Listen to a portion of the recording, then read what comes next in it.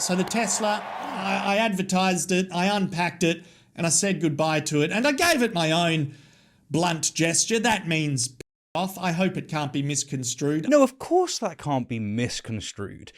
You're just flipping your heart out to the audience. It's a Roman finger. It's a Roman finger. People do it when they think a brand goes too woke. I'm going to do it when I think a brand goes too neo-Nazi. That is fair. Very fair. And our dude is not alone. Elon Musk's approval is going down like the Germans in World War II. X is struggling and Tesla's sales are awful. And honestly, I'm here for it. I'm totally here for it. Go yourself. That means off. I hope it can't be misconstrued. So let's take a look at Elon's empire, because it's been quite a rollercoaster as of late, and not in a good way for Elon. Let's kick things off with his political activities and public image. Something you'll be aware of because his name is being mentioned by everyone and anyone all the time at the present. Yeah, I think simply put, the American people did not sign up for this. They voted in Donald Trump. They did not vote in Elon Musk. Put bluntly, Musk's alignment with Trump and that eyebrow-raising appointment as the head of Doge have really taken a toll on his reputation, not to mention his Roman salute antics. In fact, his net favourability has nosedived from a cool +29 in 2016 to a worrying -11 in 2025. And if this wasn't enough, over here in the UK, his disapproval rating has skyrocketed to 71%. We're not a fan. We don't like Nazis. Even among independent voters, the numbers aren't in his favour. 39% support, 53%, the clear majority opposed. They don't want this. The American people don't want this. No, no, no. Fortunately, however, Elon is at least seeing some pushback from us little guys. Tesla sales are in serious trouble, and it's not just one market story. Globally, the sale numbers are looking grim. Over in Australia, for instance, Tesla experienced a 33% year-on-year decline in January 2025, meaning sales are now only a quarter of what they were back in January 2023. And in California, Tesla's biggest US market, there's been a 12% drop.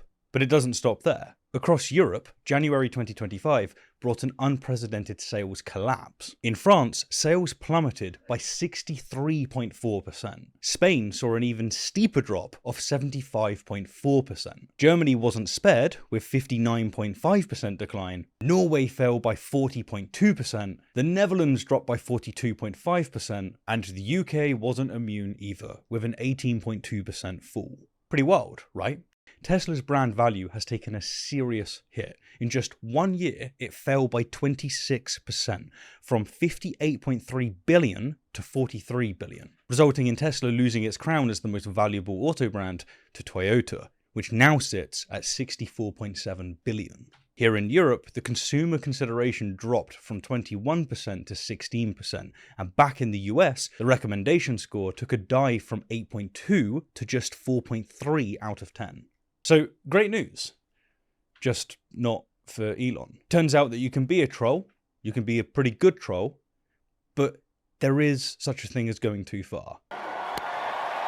Shifting gears to Musk's other ventures, let's talk about X. Despite slashing 80% of its staff, the platform is barely breaking even. Revenue has collapsed by a staggering 84% since Musk's acquisition. Plus, the annual interest payments are now over 1.2 billion, and overall, the platform's value has dropped by 78% since the takeover. Pivoting back to Tesla, and specifically to the Cybertruck, it's facing challenges of its own. Only about 5% of reservations are converting into actual sales. And in an effort to boost interest, lease prices have been dramatically slashed to $749 per month, complete with free wrap incentives. All this despite the fact that both European and Australian markets are still waiting for the launch. So, what does this all mean for Musk's business empire? Well, for starters, Tesla's aging product lineup is clearly contributing to these sale declines. Meanwhile, competitors like BYD, Volkswagen and Mercedes are quickly closing the gap. It's gotten so intense that shareholders are now starting to push Musk's removal from the Tesla board. Finally, looking ahead, things aren't looking much brighter.